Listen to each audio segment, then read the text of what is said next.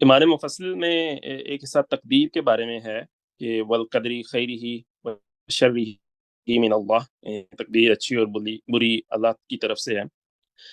ایک عالم صاحب نے اس کے بارے میں بتایا تھا کہ یہ کلمہ یعنی ایمان مفصل معتزلہ کے سو کال فتنے کے رد عمل میں اس وقت کے علماء حق نے بنایا تھا، کیونکہ معتزلہ تقدیر کے منکر اور انسان کی آزادی ارادے پر یقین رکھتے تھے، اور علماء کے خیال میں بقول ان کے یہ باطل عقیدہ عوام میں گمراہی کا باعث بن رہا تھا۔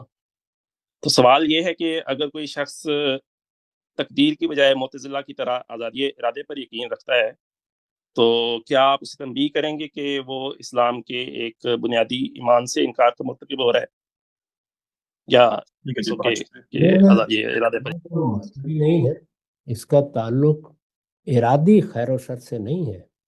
عربی زبان میں خیر اور شر کے الفاظ جس طرح اخلاقی خیر و شر کے لیے استعمال ہوتے ہیں، بالکل اسی طرح سے مصیبت، تکلیف اور اس کے مقابل میں خوشی یا خوشحالی کے لیے استعمال ہوتے ہیں۔ اللہ تعالیٰ کی طرف سے آپ کو کوئی اچھی خبر ملتی ہے، اللہ اولاد دیتا ہے، دولت دیتا ہے، یہ خیر ہے۔ اور اگر کوئی مصیبت آ گئی، تکلیف آ گئی، کوئی حادثہ ہو گیا، یہ شر ہے۔ تو شر اور خیر کے الفاظ میں یہ معنی کا اشتراک ہے، یہاں ارادی خیر و شر کے لیے یہ الفاظ استعمال نہیں ہوئے، اس مفہوم میں استعمال ہوئے ہیں کہ جو مصیبتیں، تکلیفیں دنیا میں آتی ہیں وہ انسان کے لیے عربی زبان کے لحاظ سے شر پیدا ہو گیا ہے، اور جو خیر اللہ کی طرف سے اس کو ملتا ہے، دولت ملی ہے، صحت ملی ہے، کوئی اور اللہ کی نعمت ملی ہے، یہ سب اللہ ہی کے فیصلے سے ملتی ہیں۔ اس میں شبہ نہیں کہ اس میں بھی ہمیں محنت بھی کرنا ہوتی ہے اور اپنے حصے کا کام بھی کرنا ہوتا ہے، لیکن اتمام اللہ ہی کی طرف سے ہوتا ہے۔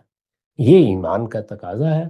یہ اگر ایمان میں سے ختم ہو جائے تو پھر تو ایمان نام کی کوئی چیز ہی باقی نہیں رہتی۔ تو یہاں یہ اس مفہوم میں استعمال نہیں ہوئے۔ باقی یہ ایمان مجمل اور ایمان مفصل، یہ ظاہر ہے علماء نے لوگوں کو دین کی بعض باتیں یاد کرانے کے لیے کچھ کلمات بنا دیے ہیں۔ اس طرح کا مضمون قرآن میں بھی بیان ہوا ہے، وہاں جگہ جگہ اس بات کو واضح کیا گیا ہے، اور یہ حدیث جبریل میں بھی ہے۔ وہاں پر بھی جب ایمان کے سوال کا جواب دیا گیا ہے تو اس میں انہی الفاظ میں اللہ تعالیٰ پر ایمان کا یہ نتیجہ بھی بیان کیا گیا ہے۔ تو اس لیے میرے نزدیک یہ بات بالکل درست ہے۔ ایمان مفصل آپ یاد کریں نہ کریں، لیکن اس بات پر ایمان رکھنا چاہیے، یہی ایمان کی حقیقت ہے۔ اگر یہ چیز ایمان میں سے نکل جائے تو پھر ایمان فلسفیوں کا ایمان ہے، وہ پھر علت اولا ہے اور کچھ نہیں ہے۔ میرا رب زندہ ہے، میرا رب حی ہے، میرا رب قیوم ہے، میرے تمام معاملات کو دیکھ رہا ہے، اور جو چیزیں بھی میرے ساتھ ہو رہی ہیں وہ اس کے اذن سے ہو رہی ہیں۔ اس کو ماننا اور حقیقت میں اس پر ایمان رکھنا، یہی ایمان ہے۔ اور ایمان کیا چیز ہے؟